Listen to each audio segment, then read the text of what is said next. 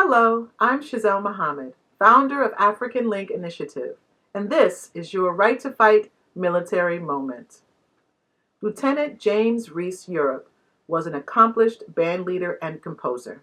He was instrumental in bringing the vibrant sounds of African American music to an international audience, particularly in post-World War I Paris, France. Before the war, James Reese Europe was already a prominent figure in the American jazz scene. He showcased the talents of African American musicians in prestigious places such as Carnegie Hall. His musical style was rooted in ragtime, blues, and early jazz.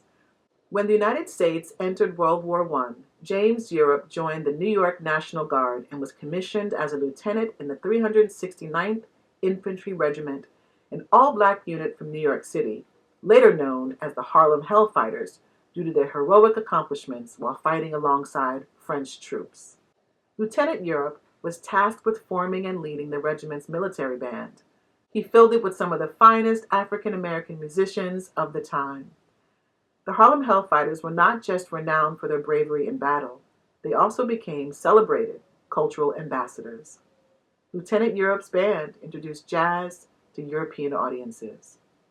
They were captivated by the novel rhythms and energetic performances. The band performed throughout France, including in the active war zones. Their music offered a stark contrast to traditional European music. One of their most notable performances was in Paris, where they played at the Champs-Élysées Theater. They were a sensation. French audiences were enamored by the syncopated rhythms and the improvisation of jazz. James Europe's arrangements of American tunes, infused with African American musical elements, resonated deeply with Parisian audiences. James Europe and many African American musicians, drawn by the appreciation and opportunities they found in France, decided to stay and return to Paris, further embedding jazz into the cultural fabric of the city.